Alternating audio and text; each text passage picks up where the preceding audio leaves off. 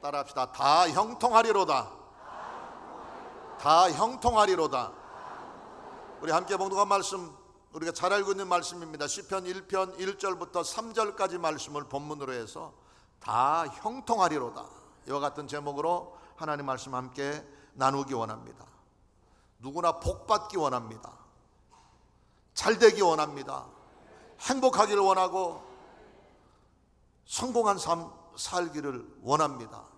나는 복받기 싫은데 왜 자꾸 나한테 복받으라고 하냐면서 기분 나쁘다고 멱살잡이 할 사람은 아무도 없을 거예요.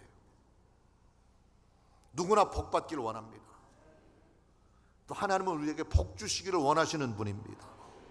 시편 1편부터 150편까지 다윗을 중심으로 많은 사람이 하나님을 예배하고 찬양한 찬양시가 기록된 책이 바로 시편인데, 시편의 내용은 바로 복 있는 사람, 하나님 은혜에서 예비된 축복의 삶이 어떤 것인가 하는 것을 찬양하고 있는 거예요. 그 중에 오늘 시편의 첫 번째 부분 보니까 복 있는 사람은 이렇게 시작하고 있습니다. 하나님 안에서 예비된 축복을 누리기 위해서 우리가 세 가지를 버리고 두 가지를 행해야 되는 거예요. 오늘 성경 시편 1편 1절 이하의 말씀을 통해서 복 있는 사람이 되기 위해서 버려야 될 것이 세 가지가 있는데, 첫 번째가 악인의 꾀를 버리고 죄인의 길에서 돌이키며 오만한 자의 자리에서 벗어나라고 말씀합니다. 이 세 가지, 악인의 꾀를 버리고 죄인의 길을 버리고 오만한 자의 자리를 박차고 나와야 되는 것이고요. 또한 복 있는 자가 되기 위해서 두 가지 잘 지키고 행해야 될 게 있습니다. 바로 야훼 하나님의 말씀을 즐거워하며 그 말씀을 주야로 묵상하는 것, 이것은 잘해야 되는 거예요. 그럴 때 오늘 시편 1편 3절 말씀에 보니까 그는 시냇가에 심은 나무가 철을 따라 열매를 맺으며 잎사귀가 마르지 아니함 같으니, 따라합시다. 그가 하는 모든 일이 다 형통하리로다. 다 형통하리로다. 할렐루야. 복 있는 사람은 세 가지를 금하고 두 가지를 잘할 때 하나님께서 복된 삶을 주시는데, 복 있는 사람의 삶의 결과가 어떤 것이냐? 따라합시다. 다 형통케 되는 것이다. 다 형통케 되는 것이다. 할렐루야. 우리 새성북 성전 하나님 사랑하는 우리 교회 성도님들 모두는 다 이미 복 있는 사람이 되었습니다. 복 있는 사람의 자리에 기쁨으로 참여할 특권을 보장받았기 때문에 이제 우리는 그 안에서 다 형통한 삶 누리게 되시기를 예수님 이름으로 축원합니다.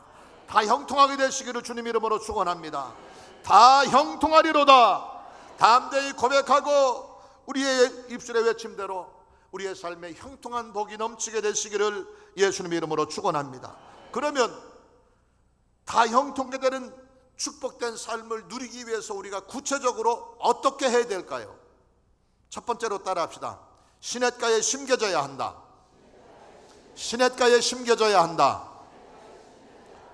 오늘 성경에서는 하나님의 백성들을 나무로 비유하고 있어요. 근데 그 나무가 그냥 자생적으로 원래부터 거기에 자리 잡고 자랐던 나무가 아니라 시냇가에 심겨진 나무라고 그랬어요. 시냇가에 심겨진 나무, 누군가가 시냇가에 심어놨다고 하는 거예요. 우리 스스로 거기에 자리 잡고 원래 거기서 뿌리가 내리고 싹이 나서 자란 나무가 아니라 누군가가 옮겨놓은 나무라고 하는 거예요.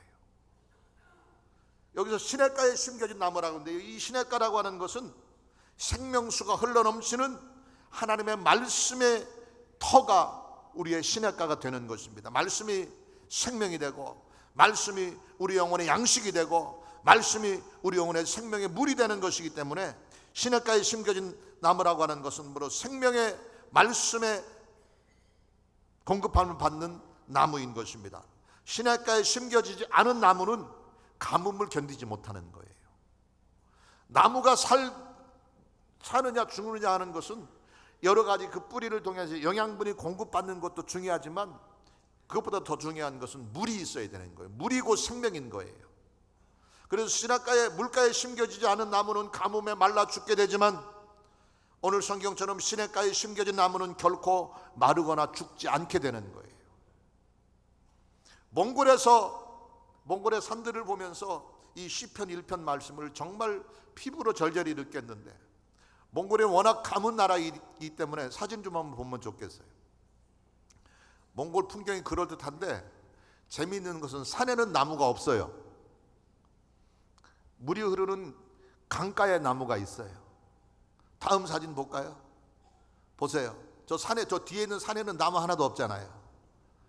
나무들이 살려고 하다 보니까 자꾸 물가로 내려오게 되는 거예요. 계속해서 또 몽골 가을에 단풍도 그럴듯하게 들었는데, 여기도 강가에 있는 나무들만 저렇게 잎이 자라고 무성해지는 거지, 시냇가에 심겨지지 않은 나무는 그 가뭄을 견디지 못하고 메마른 땅에서 생명을 유지하지 못하는 겁니다. 복 있는 사람은 하나님의 말씀을 영혼의 양식 삼고 그 말씀의 강가에 심겨진 나무 되어서 그분 안에서 생명이 넘치고 평안함이 넘치고 부유함이 넘치는 다 형통한 삶 누릴 수 있게 되기를 예수님 이름으로 축원합니다. 이 사실을 시편 92편 13절에 이렇게 말씀합니다. 이는 야훼의 집에 심겼음이요 우리 하나님의 뜰 안에서 번성하리로다. 할렐루야. 원래 우리가 하나님의 뜰 안에 원래부터 심겨져 있던 것이 아니라 하나님이 옮겨주신 거예요. 로마서 8장에 있는 것처럼 죄와 사망의 법에서 생명의 성령의 법으로 옮기움을 받은 거예요. 메마른 땅에서, 죽음의 땅에서, 광야와 같은 삭막한 땅에서 하나님의 은혜의 시냇가로 옮겨 심겨진 나무가 바로 저와 여러분인 거예요. 시냇가에 심겨진 나무는 형통한 은혜와 축복 누리게 되는 것입니다. 말씀이 곧 생명인 줄 믿으시기 바랍니다. 우리를 중생에서 거듭나게 하는 것, 우리를 잘 자라고 성장하게 하는 것, 이것이 말씀이 우리의 영혼의 양식을 공급하기 때문인 것입니다. 그러므로 말씀이 우리의 영과 혼과 육을 윤택하고 풍성케 하는 것입니다. 또 목자 되신 하나님이 우리를 시냇가로, 푸른 초장으로, 맑은 물가로 인도하실 때 거기서 우리가 마음껏 먹고 마실 수 있으며 기름지고 살찌고 윤택하게 되는 축복을 누리게 되는 것입니다. 맑은 물가로, 푸른 시냇가로 인도하셔서 그곳에서 마음껏 생명의 꼴을 풀을 뜯어 영혼의 양식 삼고 마음껏 생명의 물을 공급받아 마심으로, 말씀의 시냇물에서 마음껏 먹고 마심으로 영육간에 기름지고 살찌고 윤택하게 되는 삶, 이것이 바로 복 있는 자의 삶의 모습인 것입니다. 또한 말씀에는 능력이 있어요. 말씀의 시냇가에 심겨질 때 우리는 능력 있는 삶을 살 수 있게 되는 것입니다. 히브리서 4장 12절에 이렇게 기록하고 있습니다.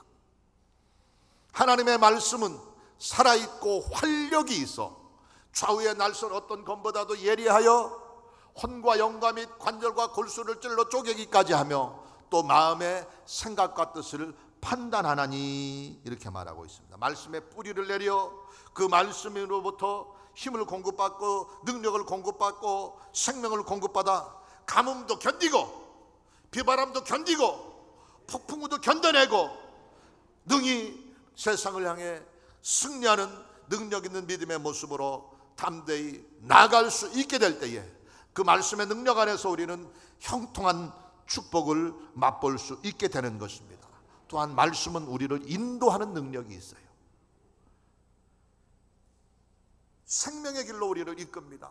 의의 길로, 진리의 길로 우리를 나아가게 하는 것이 바로 말씀입니다. 시냇가에 심겨져서 하나님의 말씀을 공급받을 때 우리는 생명에 이룰 수 있으며 진리와 평안과 영광의 삶을 지켜나갈 수 있는 것입니다. 시편 119편 105절에 이렇게 말씀합니다. 주의 말씀은 내 발의 등이요 내 길의 빛이니이다. 주님 말씀이 내 발의 등불이 되어서 어두움 가운데서 우리가 나아갈 길로 밝히 보여주시고 우리의 길에 빛이 되심으로 어둠의 길, 멸망의 길, 죄악의 길이 아닌 생명의 길, 살 길로 향하도록 우리를 이끌어 주시고 인도하신다고 하는 것입니다. 말씀에 부자 되시기를 예수님 이름으로 축원합니다. 말씀에 시냇가에 심겨진 생명의 나무 되어서 하나님 주시는 말씀에 힘 공급받아 늘 평안하게 되시기 바랍니다. 늘 승리하게 되시기 바랍니다. 늘 강건하게 되시기 바랍니다. 말씀의 시냇가에 심겨진 나무 되어서 다 형통하리로다. 놀라운 축복 누릴 수 있는 우리 모두가 되시기를 예수님 이름으로 축원합니다. 두 번째로 따라합시다. 철을 따라 열매를 맺어야 한다. 믿습니까? 다 형통하게 되는 축복이 우리의 생애 속에 임하기를 원한다고 한다면 철을 따라 열매를 맺는 삶을 살아야 된다고 하는 거예요. 나무의 존재 목적은 두 가지가 있어요. 땔감으로 쓰여질 나무는 가지가 잘 자라고 잎이 무성해서 많은 가지들을 그것을 가지고 자기를 잘라서 불에 태워지면 되는 것이고요. 또 한 가지 나무의 존재 목적은 열매를 맺는 거예요. 저와 여러분은 땔감으로 쓰려고 하나님이 우리를 시냇가에 옮겨놓은 게 아니고요, 열매를 맺게 하기 위해서 생명의 시냇가에 우리를 옮겨 심어 놓으신 것입니다. 그렇기 때문에 우리의 사명은 이유 여호와를 막론하고 열매를 맺어야 되는 겁니다. 이 사실을 오늘 본 말씀 시편 1편 3절에 철을 따라 열매를 맺으며 말하고 있습니다. 어떻게 열매를 맺으라고요? 철을 따라 열매를 맺어야 된다고 그랬어요. 여기서 철을 따라 열매를 맺는다고 하는 이 말은 나무마다 열매를 맺어야 될 시기가 따로 정해져 있다고 하는 거예요. 제가 어릴 때 인기 있던 가수 중에 남진이라고 하는 가수가 여러분 잘 아실 거예요. 이분이 지금은 장로님이 되셨는데, 남진이라고 하는 가수가 부른 노래 중에 저 푸른 초원 위에 그림 같은 집을 짓고, 거기서 보면은 봄이면 씨앗 뿌려, 여름에는 꽃이 피고, 가을에는 열매 맺어 한 100년 행복하게 살다 그러는데, 원래 대자연의 원칙은 봄에 씨를 뿌리고 여름에 그게 자라서 가을에 열매를 맺는 것인데, 이거는 일반적인 상식이고요. 시골에서 저도 시골에서 자랐고 농사일을 해보면서 본 것은 열매도 계절에 따라 열매 맺는 과실들이 따로 있었다고 하는 거예요. 봄에 열매 맺는 나무도 있고, 여름에 열매 맺는 나무도 있고, 가을에 열매 맺는 나무도 있는 거예요. 그래서 봄에 열매 맺어야 할 나무는 그때 열매를 맺어야 되는 것이고, 여름에 열매를 맺어야 할 나무는 여름에 열매를 맺어야 되는 것이고, 가을철에 열매를 맺어야 될 나무는 가을에 또 딸 수 있는 과실을 많이 맺어야 되는 거예요. 바로 계절에 따라 자신의 본분과 사명을 다하는 것, 이게 바로 철을 따라 열매를 맺는 자의 삶의 모습인 것입니다.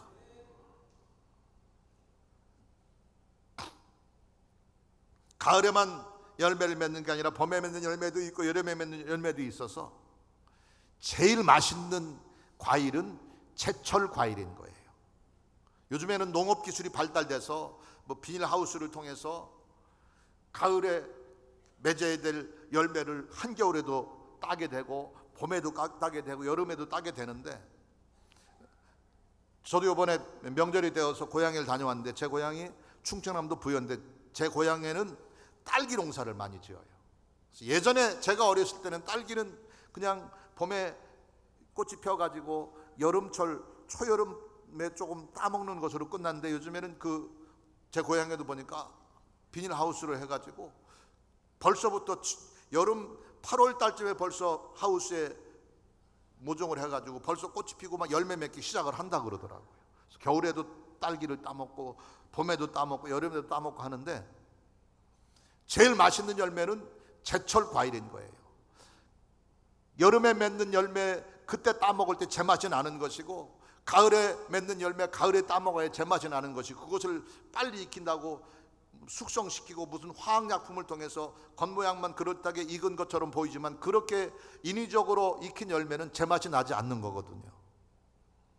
제가 왜 장황하게 열매를 이야기하냐면, 우리가 하나님께서 각자의 직분과 사명과 역할을 따라서 열매를 맺도록 사명을 주셨고 의무를 주셨어요. 또 맺어야 될 열매를 맺지 못할 때 쓸데없이 가지만 자라있고 입만 무성해져 있을 때 주인에게 책망을 받게 되는 것입니다. 우리의 믿음의 형편에 따라서 하나님은 우리에게서 열매를 찾고 계십니다. 우리 중에는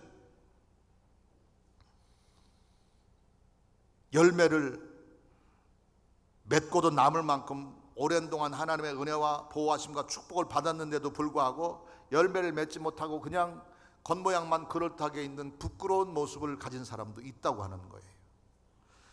누가복음 13장 6절 이하에 보면은 열매 맺지 못하는 무화과 나무를 책망하시는 주님의 가르침이 기록되어 있는데, 어떤 사람이 포도원에다 포도나무를 심어놓은 포도원에다 한켠에 무화과 나무를 심었다고 그랬어요.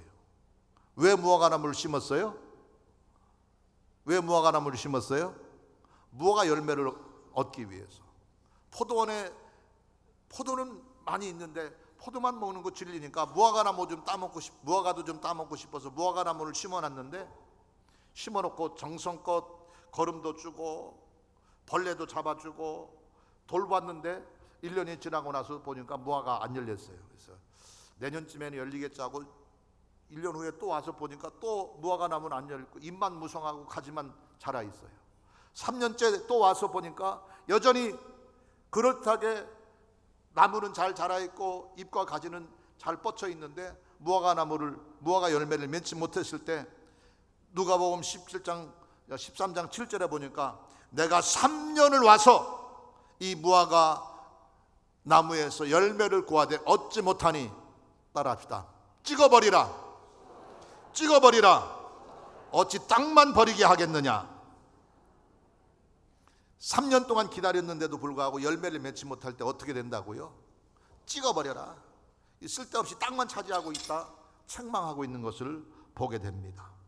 무화과 나무가 열매를 맺을 수 있을 만큼 충분하게 주인의 배려를 받았고 보살핌을 받았고 영양분도 공급받고 기다림을 기회까지도 주었는데도 불구하고 3년째 와서도 계속 열매를 맺지 못할 때 찍어버려라, 어찌 땅만 차지하겠느냐 책망하는 것을 보게 됩니다. 우리 중에 예수를 믿은 지 얼마 안 되신 분들도 계시고요, 예수를 믿은 지 조금 오래된 분도 계시고요, 아주 오래된 분도 계셔요. 따라합시다. 나이값 하고 살자. 예수는 믿은 신앙의 연조에 맞게 살아야 되는 거예요. 예수님 믿은 지 이제 막 예수님 믿기 시작한 사람하고 예수님 믿은 지 10년이 되고 20년 된 사람하고 하는 짓이 똑같고 삶의 모습이 똑같고 그냥 그 모습으로 산다고 한다면 찍어버려라, 주인에게 책망 들을 수도 있다고 하는 겁니다. 그러나 반대로 철을 따라 열매를 맺는 나무는 주인에게 칭찬받게 되는 것이고 그가 하는 모든 일이 다 형통하게 되는 축복으로 거둘 수 있게 되는 줄 믿으시기 바랍니다. 우리가 맺어야 될 열매도 다릅니다. 회개에 합당한 열매 맺는 여러분 되시기를 주님 이름으로 축원합니다. 믿음의 열매 맺게 되기를 주님 이름으로 축원합니다. 우리의 생활을 통해 아름다운 열매가 맺혀질 수 있게 되기를 예수님 이름으로 축원합니다. 각자 하나님이 주신 믿음의 분량을 따라 사명과 직분과 본분을 따라서 그 직분에 맞게 믿음의 분량에 맞게 열매를 맺는 삶을 사는 것이 형통한 삶에 이르는 비결인 것 잊지 마시기 바랍니다.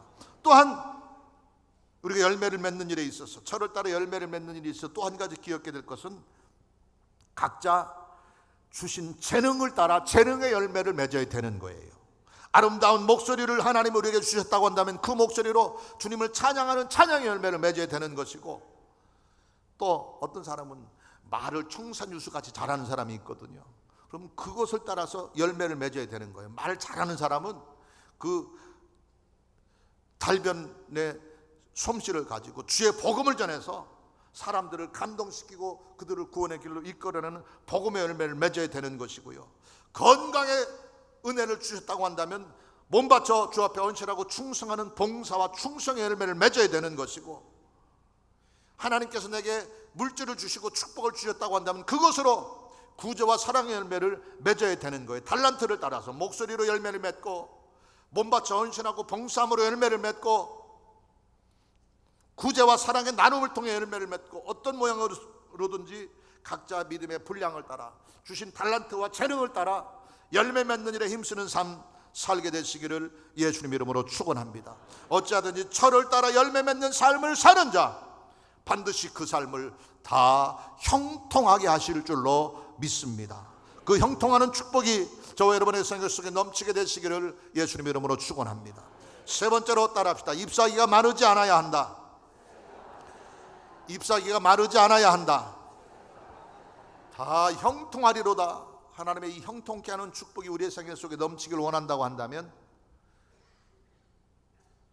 시냇가에 심겨져야 되고요, 또한 철을 따라 열매를 맺어야 될 뿐만 아니라 마지막으로 한 가지 더, 잎사귀가 마르지 않는 삶을 살아야 되는 거예요.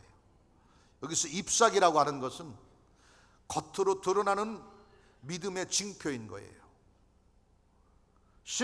우리의 신앙의 모습, 우리의 삶의 모습을 통해 예수의 형상이 드러나고 예수님의 향기가 나타나야 되는 거예요.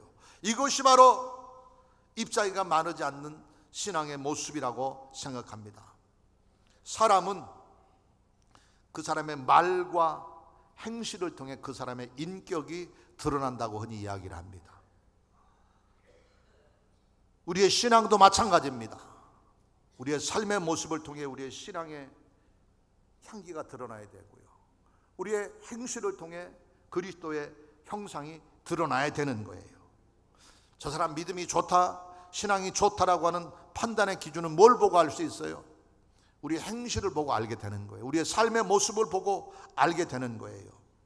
얼마나 그 행실이 올바르며 정직하며 반듯한가 하는 그것을 통해 예수 그리스도의 믿음이 드러나고 주님의 영광이 나타나게 되는 것입니다. 믿음의 증거, 예수 그리스도의 형상, 그리스도의 생명의 향기를 얼마나 많이 나타내고 드러내느냐에 따라서 우리는 신앙의 잎사귀가 우거지고 무성한 아름다운 믿음의 모습으로 주님 앞에 설 수 있게 되는 것이고, 마르지 않는 잎사귀, 아름다운 신앙의 증거들이 우리의 삶의 현장에서 주님을 알지 못하는 세상 사람들 앞에서 드러날 수 있게 되기를 예수님 이름으로 축원합니다. 요한복음 13장 34절 이하에 보면은 예수님께서 새 계명을 말씀하시는데 그 새 계명이 바로 사랑의 계명이거든요. 새 계명을 너희에게 주노니 서로 사랑하라. 내가 너희를 사랑한 것 같이 너희가 서로 사랑하라. 너희가 서로 사랑하면 이로써 모든 사람이 너희가 내 제자인 줄 알리라 말하고 있습니다. 내가 예수님의 제자고, 내가 예수 믿는 사람이고, 내가 새성북 성전에 다니는 사람이라고 내 입으로 만나는 사람에게 내가 여의도 순복음교회 새성북 성전에 출석하는 사람입니다, 이렇게 소개하지 않더라도 우리가 신앙 안에서 우리의 믿음의 본분을 잘 지키며 사랑으로 모든 이들을 대하며 믿는 자의 행실을 지켜나갈 때에 우리의 행실을 보고, 우리의 사랑의 모습을 보고 저 사람은 하나님의 사람이구나, 저 사람은 예수님의 제자이구나, 저 사람은 주님 믿는 사람이구나 이야기할 수 있고 증거될 수 있어야 된다고 하는 것입니다. 이것이 바로 신앙의 잎사귀인 거예요. 우리의 먹고 마심이 하나님을 영화롭게 하는 것 되기 바랍니다. 우리의 행실이 하나님 안에서 믿는 자답게 실천될 수 있기를 예수님의 이름으로 축원합니다. 입만 벌리면 불평이 나오고 원망이 나오고, 입만 벌리면 다른 사람을 비방하고 흉보고 험담하는 말이 나오고, 입만 벌리면 악을 쓰고 불평하고 저주하는 부정적인 생각을 가지고 있어서는 아무리 내가 예수님 믿는 사람이고 내가 어느 교회를 다니는 사람이고 내가 하나님의 사람이라고 이야기할지라도 우리의 행실이 그렇지 못하면, 우리의 언행이 그렇지 못하면 하나님께 영광이 될 수 없는 거거든요. 우리의 입술의 말이 아름다운 마르지 않는 잎사귀 되기를 예수님 이름으로 축원합니다. 우리의 행실이 잎사귀가 마르지 않는 아름다운 신앙의 모습으로 자라날 수 있기를 예수님 이름으로 축원합니다. 참 제자의 삶은 내가 제자라고 떠드는 것이 아니라 내가 제자라고 이마에 써붙이고 다니는 것이 아니라, 내가 예수님의 제자라고 등에 글씨를 써붙이고 다닌다고 되는 것이 아니라, 사랑을 실천할 때, 그 사랑의 잎사귀가 우거질 때 참 제자의 모습으로 사람들에게 인정받을 수 있게 되는 것입니다. 우리의 신앙의 잎사귀가 한여름에 푸르고 무성한 우거진 잎사귀처럼 되어져 있는지, 아니면 늦가을에 앙상한 가지에 겨우 몇 입만 남아있는 벌레 먹은 잎사귀의 모습으로 사람들에게 비춰지는지, 진지하게 우리 자신의 신앙의 행실을 살펴보고 점검하는 이 시간 되기를 예수님 이름으로 축원합니다. 가정에서, 직장에서, 세상에서, 교회 안에서 더더욱 마찬가지고, 우리의 행실이 믿는 사람답기를 예수님 이름으로 축원합니다. 하나님의 자녀답게 되기를 예수님 이름으로 축원합니다. 우리를 보면서 예수님을 믿을 마음이 생기게 되고, 우리를 통해서 예수님의 이름이 존귀하게 되고, 저 사람의 사는 모습이라고 한다면 나도 예수님 믿고 싶다라고 하는 그런 말이 세상 사람들을 통해 들려질 수 있게 되기를 예수님 이름으로 축원합니다. 그렇게 될 때 잎사귀가 마르지 않는 참 믿음의 사람이 될 수 있을 것입니다. 손가락질 당하고 지탄의 대상이 되고, 예수 믿는 사람이 어떻게 그럴 수 있느냐, 하나님 믿는다고 하면서 어떻게 그런 짓을 하고 다니냐, 이런 수군거림의 대상이 되지 않게 되기를 예수님 이름으로 축원합니다. 또 잎사귀가 마르지 않는 신앙의 모습은 세상에 빛이 되고 소금이 될 때 가능한 것입니다. 마태복음 5장 16절에 보니까 이같이 너희 빛이 사람 앞에 비치게 하여 그들로 너희 착한 행실을 보고 하늘에 계신 아버지께 영광을 돌리게 하라 말씀하고 있습니다. 선을 행하고 모범적인 성실한 하루하루를 살아 우리의 착한 행실을 통해서 저 사람이 사는 모습을 보니까, 저 사람의 행동을 보니까 저 사람은 정말 하나님의 자녀이구나, 하나님의 사람이구나, 하나님께 영광 돌릴 수 있는 그런 우리의 모습이 있게 되기를 예수님 이름으로 축원합니다. 우리의 외적인 삶의 모습을 통해서, 우리의 말하는 것을 통해서, 우리의 행동하는 것을 통해서 잎사귀가 마르지 않는, 날마다 더욱 번창하고 번창게 되는 하나님의 백성으로서의 신실한 믿음 지켜갈 수 있게 되기를 예수님 이름으로 축원합니다. 시들고 벌레 먹은 잎사귀만 가지고 있는 부끄럽고 어리석은 믿음의 모습이 아니라, 하나님 앞에서, 세상 사람들 앞에서 우리의 신앙이 날마다 더욱더 푸르고 청청해지며 잎사귀가 마르지 않고 우거지게 되며 무성해짐으로 말미암아 그가 하는 모든 일이 다 형통하는 축복으로 풍성히 거두어질 수 있게 되기를 예수님 이름으로 축원합니다.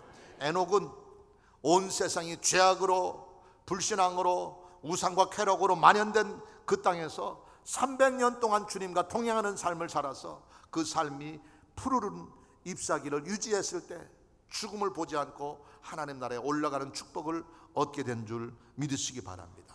요셉은 고통 중에도, 환난 중에도, 노예로 팔려가 있고 억울하게 누명을 쓰고 감옥에 갇히는 그 형편 속에서도 푸르고 아름다운 신앙의 모습을 지키고 꿈과 비전을 가졌더니 하나님께서 그를 높이시고 그를 형통하게 하셨고 마침내 국무총리가 되는 축복을 주셨으며, 하나님을 알지 못하는 이방인들로 하여금 애굽 왕과 바로 왕과 애굽의 신하들도 그 입으로 하나님을 찬양하게 한 줄 믿으시기 바랍니다. 다니엘과 세 친구도 마찬가지입니다.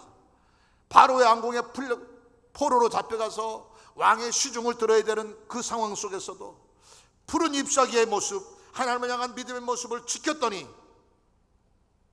대적자들을 물리치고 왕의 신임을 받게 되었고, 바벨론 왕의 입술로 다니엘이 믿는 하나님이 참 하나님이라고 선포할 수 있게 한 줄 믿으시기 바랍니다. 이웃에게, 내 스스로에게, 직장에서, 가정에서, 사회에서, 일터에서 잎사귀가 마르지 않는 참 믿음의 삶의 모습을 보여드림으로 그가 하는 일이 다 형통하는 축복, 저와 여러분도 마음껏 맛봐 누릴 수 있게 되시기를 예수님 이름으로 축원합니다. 여러분, 결론 정리해서 말씀드립니다. 복 있는 사람이 되려면 세 가지를 버려야 되고 두 가지를 잘 해야 된다고 그랬어요. 첫 번째로 악인의 꾀를 버려야 되고요. 죄인의 길에서 돌이켜야 되고요, 오만한 자의 자리에서 벗어나와야 되는 것이고요, 두 가지를 잘해야 되는 거예요. 하나님의 말씀, 야훼의 말씀을 즐거워하고 그 말씀을 주야로 묵상하는 삶 살게 되시기를 예수님의 이름으로 축원합니다. 그래서 이 세 가지를 버리고 두 가지를 잘할 때 하나님께서 그 삶을 형통하게 하시는데, 그 형통하는 축복을 누리기 위해서 구체적으로 우리가 실천해야 될 것을 세 가지를 오늘 살펴봤습니다. 시냇가에 심겨진 나무 되시기를 예수님 이름으로 축원합니다. 철을 따라 열매 맺게 되시기를 주님 이름으로 축원합니다. 잎사귀가 마르지 않는 믿음의 삶 지켜가게 되시기를 예수님 이름으로 축원합니다. 그럴 때 하나님께서 우리를 의롭다 인정하시고 우리를 높이시며 그 안에서 모든 일이 다 잘되는 축복, 육신의 건강과 치료의 능력으로 건강케 하고 형통케 하는 축복, 가정이 화목케 됨으로 가정이 형통케 하는 축복, 우리의 진로가, 우리의 직장이, 우리의 앞날이, 우리의 결혼 문제가, 잉태의 문제가, 물질의 문제가, 세상의 염려, 근심, 걱정이 다 합력해서 선되고 잘되는 축복, 모든 일이 잘되는 축복, 이게 바로 다 형통케 하는 축복, 만사형통의 축복인데, 복 있는 사람에게 하나님께서 약속한 축복이 바로 이 축복인 것입니다. 시냇가에 심은 나무가 철을 따라 열매를 맺으며 잎사귀가 마르지 아니함 같으니 따라합시다. 그가 하는 모든 일이 다 형통하리로다. 다 형통하리로다. 다 형통하리로다. 이 놀라운 축복이 날마다 시마다 때마다 우리 모두의 생애 속에 넘치게 되시기를 예수님 이름으로 축원합니다.